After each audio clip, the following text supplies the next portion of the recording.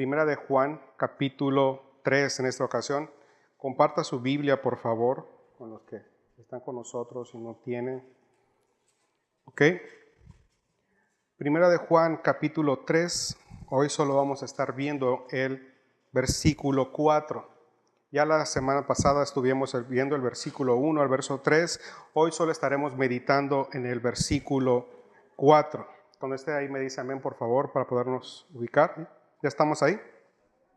Dice la palabra de Dios: todo aquel que comete pecado infringe también la ley, pues el pecado es infracción de la ley. Ahora, esta es la segunda sección. Lo que vamos a hacer hoy es empezar la segunda sección del capítulo 3.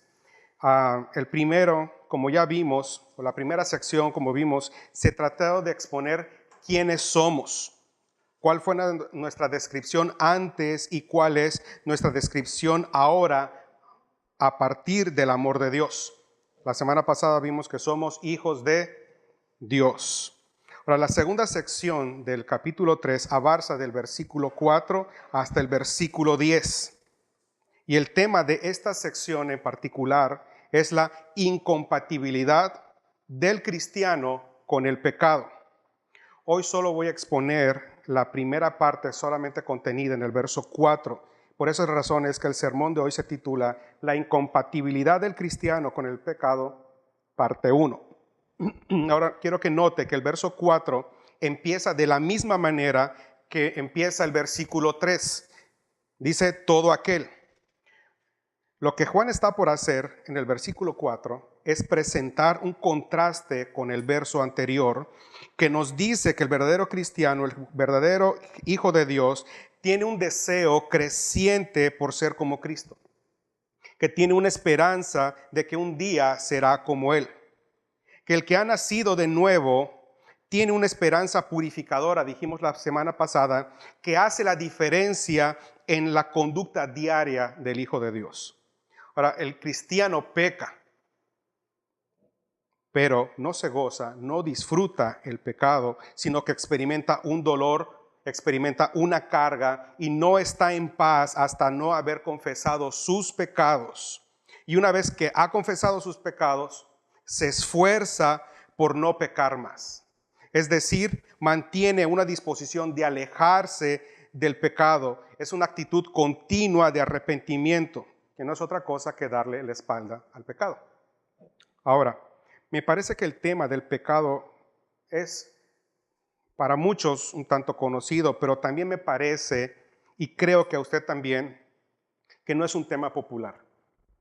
Y quien predica o habla de ello muchas veces es criticado por insistir en el tema.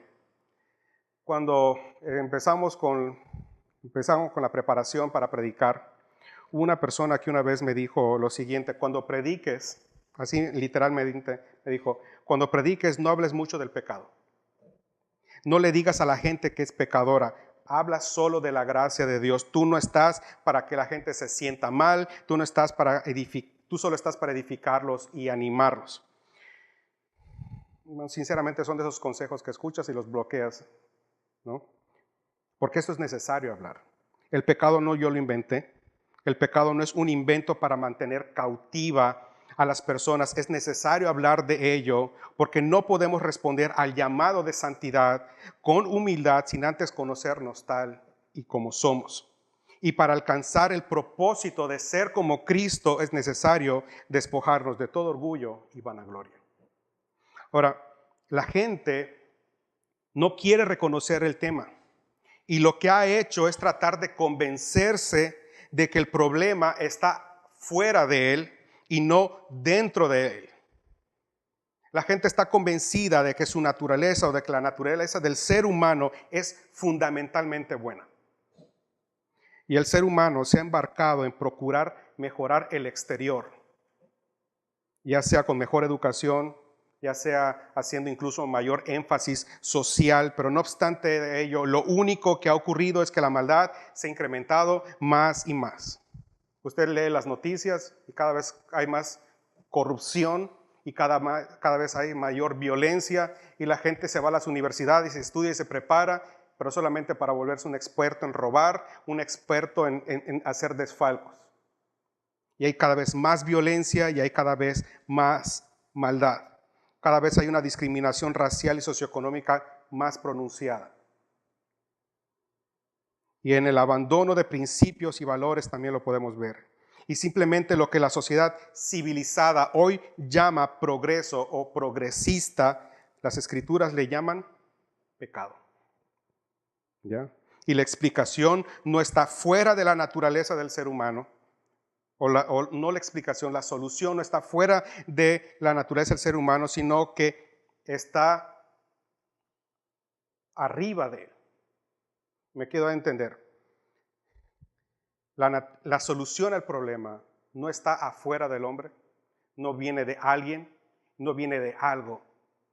La solución únicamente está por encima de él, tiene que venir del Espíritu de Dios, tiene que venir de Dios mismo, creando una nueva naturaleza. Y la razón es porque nuestra naturaleza tiende al pecado. Nuestra naturaleza es pecar y lo único que queremos es pecar. Lo que el ser humano requiere no es mejorarse a sí mismo o tratar de ser mejor persona. Porque a veces eso intentamos hacer. Lo único que tengo que intentar hacer es ser una mejor persona. No es eso lo que necesitamos. Lo que el ser humano requiere es una nueva naturaleza. Una que tenga la capacidad de restringir o anular el dominio o el poder del pecado y su tendencia a sí mismo. Y esta naturaleza únicamente la puede dar Dios. Es lo que dijo, o lo que dice Juan en el primer capítulo, verso 13 de su evangelio, dice: hijos de Dios, no por naturaleza ni deseo humano, sino porque Dios lo ha engendrado.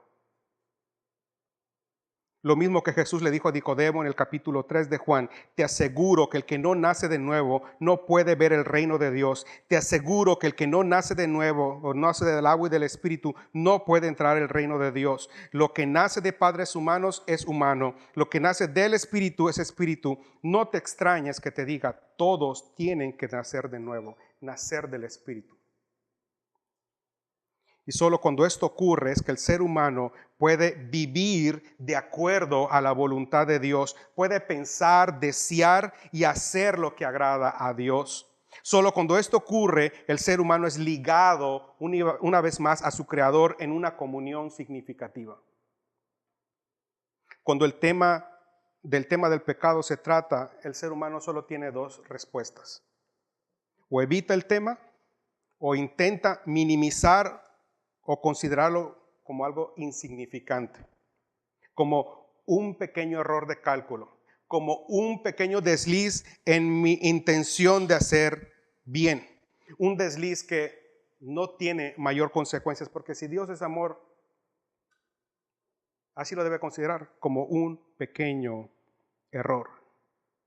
Y eso no es únicamente en el mundo, eso también está dentro de la iglesia. Y el verso 4, eso es lo que nos trata de exponer.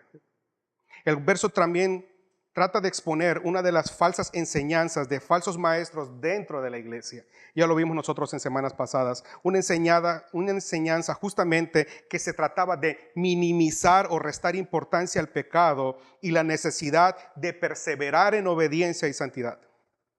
Esencialmente esta doctrina enseñaba que la materia o el cuerpo era malo, pero que el espíritu o el interior era bueno, de tal manera que lo que hicieras con el cuerpo no afecta tu interior. Así que el pecado no era problema.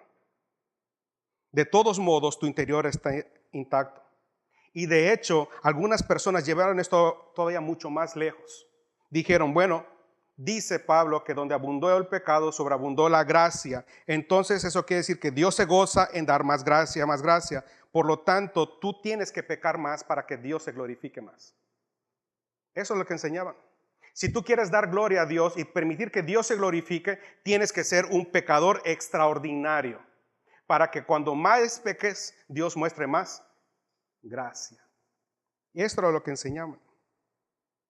Y no era solamente problema de Juan, era un problema que Pablo también enfrentó Y él presenta una objeción, un argumento en contra de este pensamiento en Romanos capítulo 6, verso 1. Dice Pablo, ¿qué pues diremos?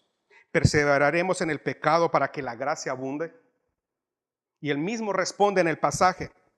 Hay una expresión que dice que es megenoito, lo que quiere decir en ninguna manera. Como alguien diría que se te haga tu boca chicharrón. Nunca deberías decir eso, en ninguna manera. El solo pensamiento es repulsivo, porque los que hemos muerto al pecado, ¿cómo vamos a vivir en el pecado? Juan dice en el versículo que estamos leyendo, todo aquel que comete pecado. Ahora, la traducción correcta de cometer es más allá de simplemente errar en ser como Cristo o errar en obedecer. La palabra implica, la traducción de la palabra cometer implica la práctica del pecado. Es decir, la práctica continua del pecado. Es todo lo contrario al versículo 3, que se trata de esforzarse por vivir en santidad y justicia y perseguir o procurar la verdad y la justicia. Este es perseguir y procurar el pecado. Ahora, en este pasaje, el pasaje implica que el pecado es un poder. Siempre nosotros pensamos que el pecado es una acción. ¿Qué es pecado? Robar. ¿Qué es pecado? Mentir. Eso no es el pecado en sí. El pecado es un poder. Tiene la capacidad, tiene la autoridad de someternos. No es una acción. El pecado es primero concebido en mi corazón. Nadie se vuelve, yo no miento simplemente, se me ocurrió mentir. Te predispones a una situación, te predispones a algo y preparas tu corazón y solamente lo llevas a cabo. El pecado es concebido en el corazón, pero el cuerpo solo ejecuta el deseo de ese corazón. El pecado está sentado sobre el trono de la voluntad del hombre y el cuerpo y los miembros simplemente ejecutan la orden del pecado. Por eso Romanos capítulo 6, versos 12 y 14 dice lo siguiente, escuchen. Por lo tanto, no dejen que el pecado siga dominando sobre sus cuerpos y que los siga obligando a obedecer los deseos del cuerpo. No entreguen su cuerpo al pecado como instrumentos para hacer lo mismo. Al contrario, vivan para Dios como personas que han muerto y han vuelto a vivir, y entréguenle su cuerpo como instrumento, como vía para hacer lo que es justo delante de Él. Así el pecado ya no tendrá poder sobre ustedes, pues no están sujetos a la ley, sino a la gracia de Dios. Ahora le pregunto, ¿usted cree que Pablo le podría hacer esta recomendación a un inconverso? No. El inconverso, el que no tiene una nueva naturaleza, no sabe hacer otra cosa que pecar. Peca porque es su naturaleza y peca porque está deseoso de pecar. Él no puede, dice la Biblia, que el pecador o el inconverso no puede ni quiere hacer lo bueno. ¿Ya? Pero también por otra parte, esta afirmación es contraria a lo que los gnósticos decían, de que la materia es mala siempre. Lo que este verso nos muestra es que nuestro cuerpo es potencialmente bueno o potencialmente capaz de hacer lo bueno, siempre y cuando seamos nosotros traídos a una nueva naturaleza y despojados del dominio del pecado. Y eso lo vamos a ver la próxima semana, cómo lo hizo Jesús. Entonces de ahí partimos que todo aquel que practica pecado es porque es esclavo del pecado. Es dominado por el poder del pecado, de manera que su mente, su corazón y su voluntad, sus intenciones, sus motivaciones y voluntad están de continuo haciendo el mal. Y no experimenta dolor. Peca y no se siente mal. Peca y no le remuerde la conciencia. Peca y no experimenta dolor ni pesar por pecar contra Dios. Incluso lo minimiza y resta importancia. Hasta le pone etiquetas al pecado. Es una mentira blanca, una mentira de este color. ¿Ya? Otros incluso encuentran placer en el pecado, simplemente porque no desean ser como Cristo, sino que desean pecar más y más. Y todo aquel que practica el pecado, que le resta importancia al pecado, todo aquel que se dispone a pecar, que lo ejecuta sin experimentar ningún tipo de remordimiento, de ninguna manera es un hijo de Dios. Eso es lo que está diciendo este pasaje. Y todo aquel que tiene esta esperanza, dijo el versículo 3, se purifica a sí mismo, así como Él es puro. Pero todo aquel que comete pecado infringe también la ley, pues el pecado es infracción de la ley. Ahora aquí hay otra palabra que es clave. La palabra es infringir o infracción. La palabra para infringir o infracción es anomia. Anomia significa sin ley. De ahí viene la palabra antinomianismo, que es personas que están en contra de la ley. Esencialmente, el pecado es una acción o es una disposición, pero también es el rechazo de la ley o la voluntad de Dios. Y esto ha sido desde el principio de los tiempos de la humanidad. Dios ordenó, no comas de este árbol. ¿Ya? Y el hombre que hizo, rechazó esa orden y comió, y en ese momento todo se derrumbó. Pero el pecado no fue haber comido el fruto. El pecado ya había sido concebido en el corazón del hombre. El comer el fruto solamente fue la expresión de algo que ya había ocurrido en el corazón de Adán y de Eva. Algo que ya habían decidido hacer. Todo lo que pensamos, imaginamos, deseamos, decimos y cualquier cosa que no sea en conformidad a la ley y voluntad de Dios, eso es pecado. Todo distanciamiento, cualquier tipo de menosprecio de la ley de Dios y la mente de Dios, eso es pecado. Estaba leyendo esta semana a un escritor y decía al respecto del pecado lo siguiente: pecado es lo que hace a los niños gentiles en cuervos egoístas. Es el veneno que corre en las venas del orgulloso y del homicida. Pecado es la serpiente en la lengua del mentiroso y el adulador. Es el aguijón en el corazón del materialista. El pecado es quien arroja la manzana de la discordia en los miembros de una familia. Es quien alimenta el fuego de las guerras y los pleitos, lo que convierte en piedra a la gentileza y a la bondad. Es las cadenas en los pies y el látigo en las espaldas de quienes de espalda a Dios van rumbo a una eternidad sin esperanza.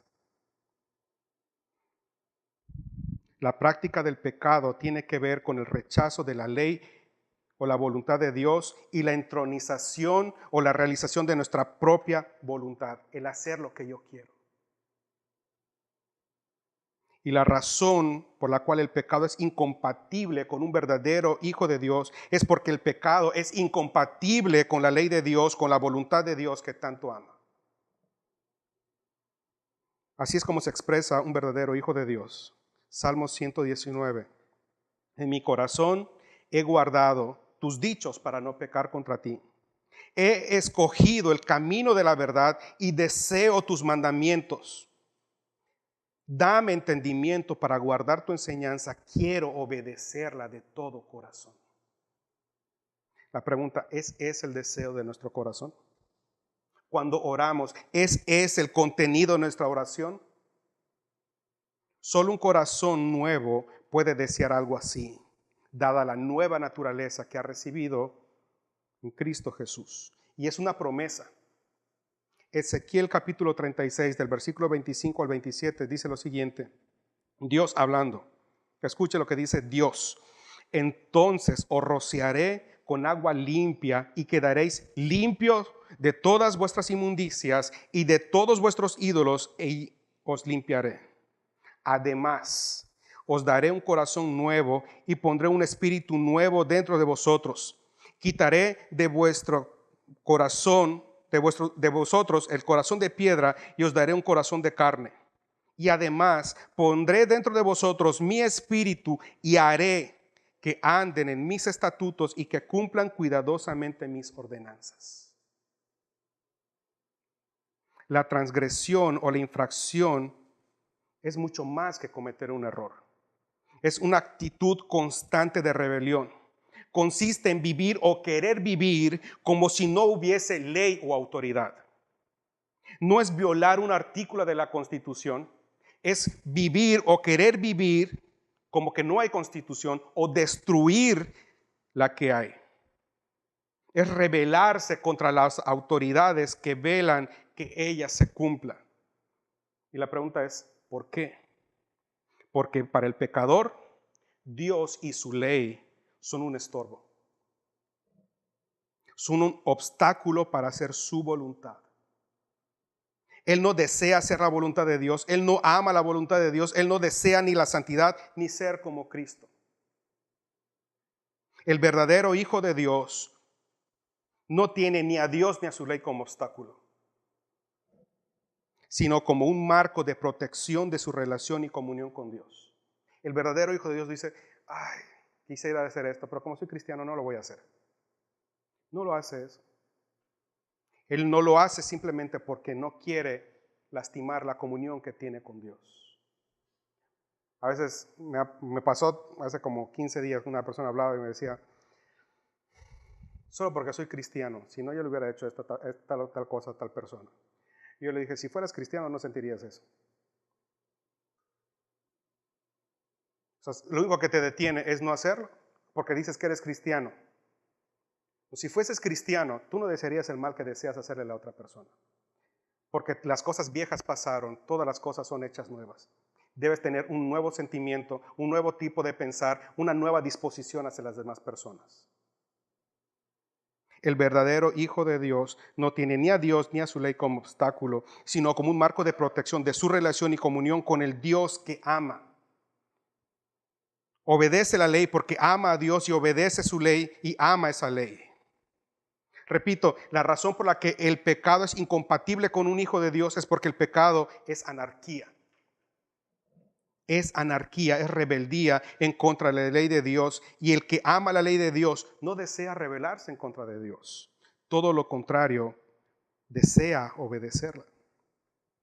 La semana pasada les hablé de una frase que comentó del amor de Dios John Stott. Hoy quiero hacer comentarles otra frase de John Stott. Dice John Stott, con frecuencia fracasamos en la guerra contra el pecado porque no le llamamos por lo que realmente es infracción de la ley.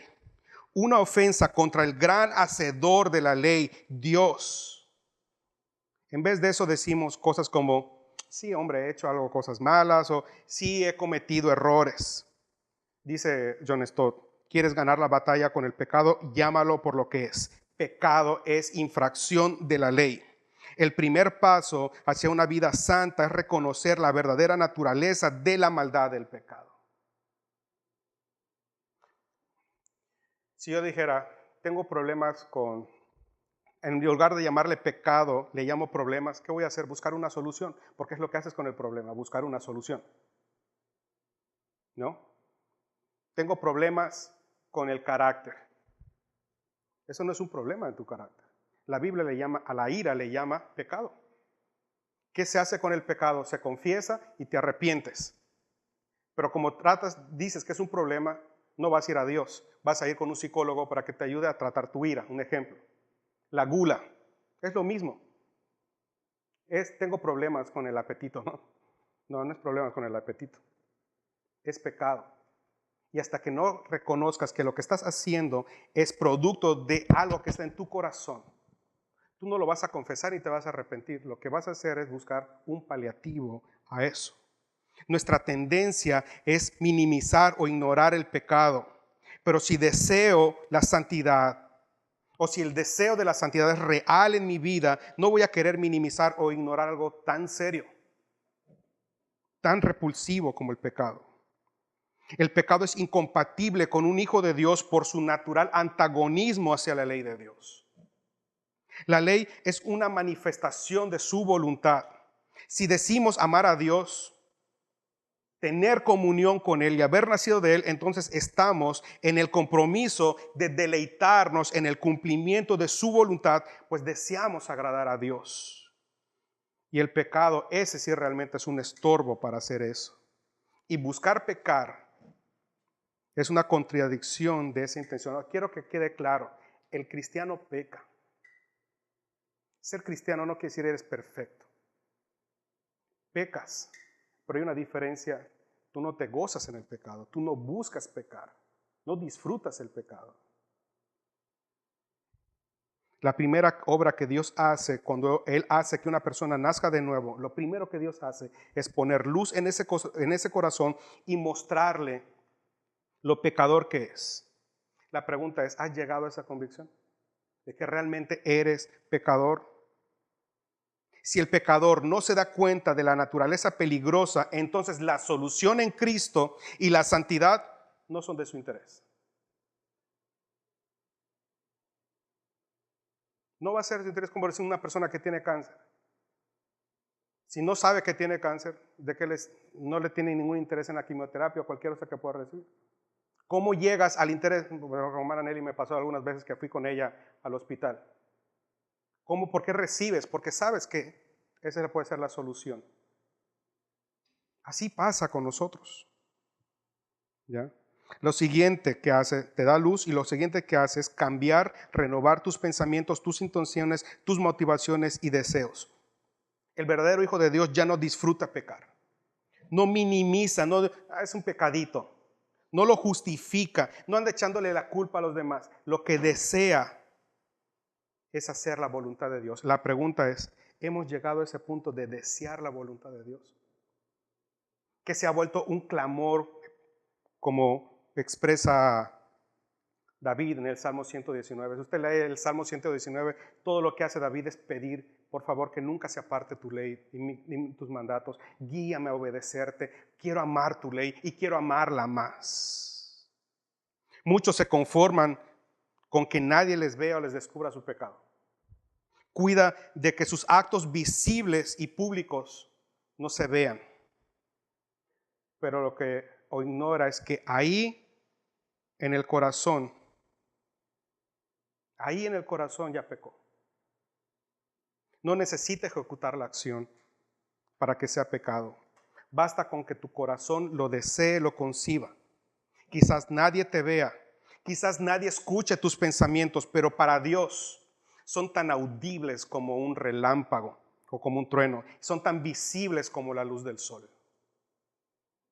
Todos decimos, Dios está en todas partes, ¿no? ¿Y por qué no cuidamos nuestra manera de vivir? Dios es santo. Dios es omnipresente. Entonces su omnisciencia y su omnipresencia son santas. ¿Y por qué no cuidamos lo que hacemos? Él conoce nuestros pensamientos, conoce las intenciones de nuestro corazón. La pregunta es, ¿estoy convencido que esto es así? De tal manera que cuido incluso lo que pienso y lo que siento. No han sido pocas las ocasiones que he escuchado a una persona decir, como les dije, solo porque soy cristiano. No hay idea de eso. No, el cristiano no se expresa así. No se expresa así. Porque el cristiano verdadero solo desea hacer la voluntad de Dios. Y aquí quiero aclarar algo porque me parece importante. Porque estamos hablando de la ley de Dios. Y a veces tendemos a ver la ley de Dios en sí misma y perdemos de vista al dador de la ley. Tenemos muy claro que la salvación es segura y para siempre para los hijos de Dios. Amén. Una vez que eres salvo para siempre. La salvación no se pierde, estamos claros ahí. Sin embargo, en ocasiones yo personalmente he escuchado que esa doctrina lo que único que hace es promover el libertinaje. Si tú predicas la salvación suficiente de Dios y que la salvación no se pierde, lo que vas a ocasionar es que la gente viva como quiera. Y sí, hay algunas personas que dicen, bueno, yo soy como soy salvo y la salvación no se pierde. Sí, es cierto, yo puedo matar a mi mamá y me voy a ir al cielo. Eso muchos dicen. Pero sin embargo, esa respuesta es incorrecta. Y lo voy a responder un poco más adelante. Pero me refiero a los que ven la ley. Cuando yo entonces digo, chispas, puedo perder la salvación, ¿qué voy a hacer? Me voy a enfocar en la ley y no en el dador de la ley. ¿Y cómo hago esto? Me enfoco en controlar o regular la conducta exterior de la persona. No hagas esto, no hagas aquello, no deberías hacer esto. Y entonces la iglesia se convierte, o ser hijo de Dios se convierte en llenar una lista de, ya no hice esto, sí hice esto, ya no hice esto, sí hice esto. Tienes que ir a comunicar, ahora me siento bien, ya ofrendé, y eso. Se trata de hacer cosas. Y lo único que estamos tratando de hacer con esa doctrina es regular o controlar la conducta exterior de la persona. Y entonces entramos en una especie de legalismo en la iglesia. Y lo que eventualmente ocurre es que las personas ponen su satisfacción en la ley de Dios y no en el dador de la Dios. Cuando obedecen, ¿cómo se sienten? Súper bien, se sienten los mejores cristianos. y aquel que no obedece a la ley como él obedece son pecadores. Pero cuando él no obedece a la ley como lo venía haciendo, ¿cómo se siente? Frustrado, no sirvo para cristiano. Y entonces su vida cristiana está en un sube y baja. ¿Ya? La solución no está en regular la conducta de la persona con normas o amenazas. Es que si haces esto te vas a ir al infierno. Esa no es la solución. La solución no es el control de la conducta. La solución tiene que venir de arriba. La solución es nacer de nuevo. Si la persona ha nacido de nuevo, tú le puedes poner todas las leyes que sean y va a seguir siendo pecador. Porque el problema está dentro de la persona, no en el exterior. Amén. Y cualquiera que crea que la licencia o que la salvación, la seguridad de salvación es licencia para pecar, solo prueba una cosa: no ha nacido de nuevo. Si esa persona dice, yo soy salvo y puedo hacer lo que yo quiera, tú no has nacido de nuevo. Tú no tienes una nueva naturaleza. ¿Por qué? Porque no puedes seguir pensando, deseando y actuando como si tuvieses la naturaleza antigua. La gracia, la salvación no es permiso para pecar. Es para vivir en santidad. Es la capacidad de hacer lo que yo no podía hacer antes. Usted no necesita controlar exteriormente a las personas que son cristianas, verdaderas hijas de Dios. Usted no le necesita poner un bozal en la boca. Usted no le necesita poner un freno, porque dentro de ellas está implantado un principio de control en virtud de su nueva naturaleza. El Espíritu Santo los controla, los domina, de tal manera que esto funciona interiormente, no exteriormente.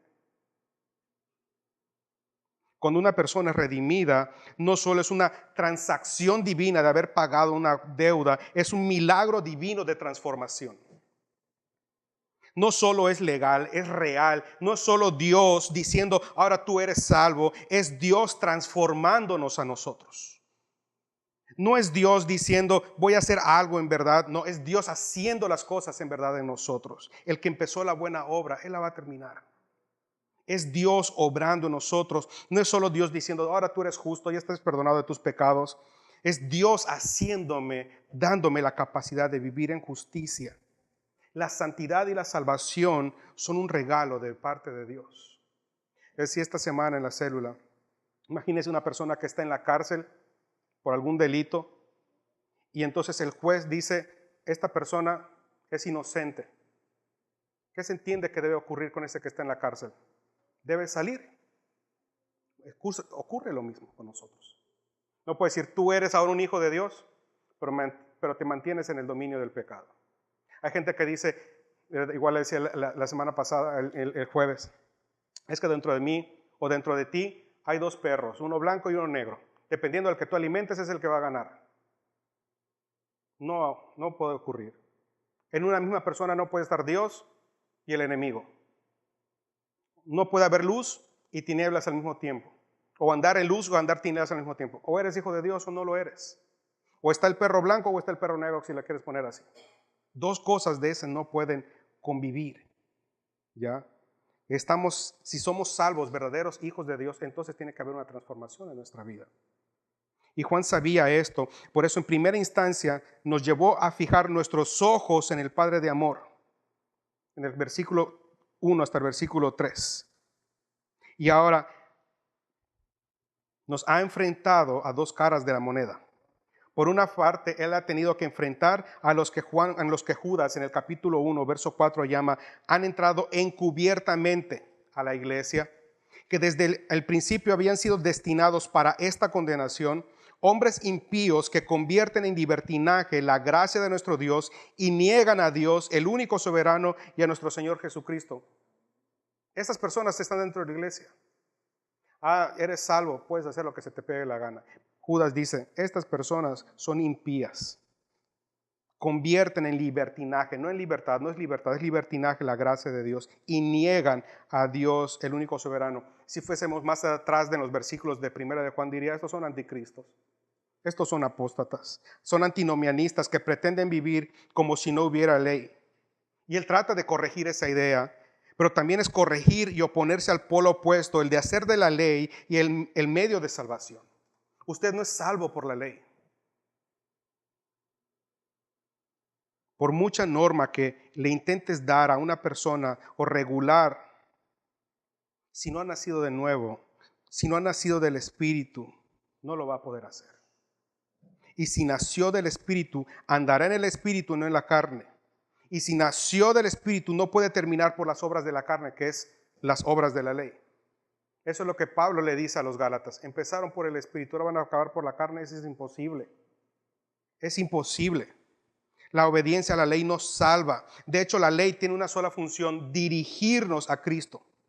Pues lo que hace la ley es expresar lo perfecto y santo que Dios es. Un Dios que demanda perfección en todo el sentido de la palabra perfección. Y la única manera, según la ley, de tener una relación significativa con Dios es obedeciendo estrictamente su ley. Pero eso es imposible de hacer. No hay un solo ser humano que haya podido hacer eso. Entonces, todos esos sacrificios, todos esos animales muertos y ofrecidos por los pecados del hombre solo mostraban que no eran suficientes en términos de la perfección y santidad que Dios demandaba, sino que era un pecado. Si no era por un pecado, era por otro, y eso te mostraba que eras imperfecto. No había posibilidad de tener una relación significativa con Dios de tal manera. Todos los días el sacrificio te recordaba lo vil y pecador que eras, pero Cristo es introducido al mundo. Y Él se hizo realidad, y Él fue el sacrificio. Una sola ofrenda, dice Hebreos, que fue ofrecida una sola vez y para siempre. Él es la esperanza de santidad y de perfección. Cuando el ángel le dijo a los pastores: les traigo una buena noticia. Cuando Jesús nació, dice el ángel: les traigo una buena noticia. Una noticia que será motivo de alegría para todos. Hoy les ha nacido el Salvador. Hoy les ha nacido el Salvador. Juan dice que Jesús vino a quitar los pecados del mundo. Eso dice un poquito más adelante en el capítulo 3. La buena noticia es que Cristo viviría la vida que nadie podría vivir jamás. Y sufriría todo lo que nosotros merecíamos sufrir a causa de nuestro pecado. No solo moriría por mis pecados, sino que moriría por mí. Que en la cruz efectuaría el grande y maravilloso intercambio. El justo moriría por pecadores, el inocente por los culpables. Y en esa cruz Él exclamó: consumado es, ya está hecho. Pero no solo murió, al tercer día se levantó victorioso sobre la muerte, sobre el enemigo de nuestras almas y sobre el pecado. La nueva naturaleza es posible gracias a Él. Lo único, por increíble que nos parezca, lo único que tenemos que hacer es poner nuestra fe en Él, abandonarnos a ese amor, confesar que Él es el Salvador y someternos a su dominio. Es venir ante Él arrepentidos por nuestros pecados que hemos cometido, admitirlos, confesarlos y pedir misericordia y poder para ya no pecar más contra Él. Dice la palabra de Dios: para esto apareció Cristo, para deshacer el poder del pecado y que el pecado no nos controle nunca más. No nos controle nunca más, para impartirnos de su naturaleza, para que podamos vivir una vida santa, para que tengamos poder para vencer sobre el pecado y ya no servirle más el pecado. Sí es verdad que usted va a pecar, sí es verdad que puede fallarle, pero eso con la nueva naturaleza es distinto. Usted no va a disfrutar el pecado. Cuando usted peque, va a sentir lo que sintió David cuando pecó contra Dios. Contra ti he pecado y he hecho lo malo delante de ti. Perdóname. Límpiame de mis pecados y dame el poder para vivir para ti. Amados, no somos salvos por buenas obras. Somos salvos para hacer buenas obras. Quiero resumirlo y concluir con esto. Un cristiano es nuevo, totalmente nuevo. Es una nueva creación. Él se ha vuelto algo que nunca antes fue. No es una adición para que te vuelvas una mejor persona. Es transformación. Ser cristiano no es recibir algo nuevo, es volverte alguien nuevo. Significa que hemos muerto al pecado en nuestra nueva naturaleza. Significa que el pecado ya no es el poder en nosotros, ya no es nuestro amo en nuestra vida. Si usted vino a Cristo, ha sido salvado para santidad, dice la palabra de Dios. Hoy lo veíamos en la mañana. Usted no es el mismo. Usted tiene que ser diferente. Y si usted no es diferente, más vale que usted examine si realmente está en la fe. Pues o servimos a la ley de Dios o servimos a la ley del pecado. Y si usted concluye y dice, bueno, mi condición actual es de pecado, ya le di la solución. Es venir ante Dios y decirle, perdóname, estos son mis pecados. No venga y minimice, no venga y culpe, confiese sus pecados. Y no crea que se va a levantar o se va a ir después pensando, ya nunca más voy a pecar. Los va a cometer, pero el Espíritu Santo va a obrar una nueva vida en usted. De tal manera que cuando usted peque, va a haber un peso en su conciencia, que hasta que usted no vaya otra vez a la presencia de Dios y esté en paz una vez más con Dios, usted va a experimentar reconciliación, paz y gozo con el Señor. Y eso no es algo que simplemente ocurre los domingos. Esos lunes, martes, miércoles, jueves, viernes se convierte en un estilo de vida. Ser cristiano no es venir a la iglesia. Ser cristiano no es obedecer un montón de reglas. Ser cristiano es ser alguien diferente. Es ser como Cristo. Ser cristiano es desear ser como Cristo. Y si usted desea ser como Cristo, persevere en el amor. Persevere en la palabra, en la oración, buscando por amor y gratitud a aquel que le amó. Amén. Padre.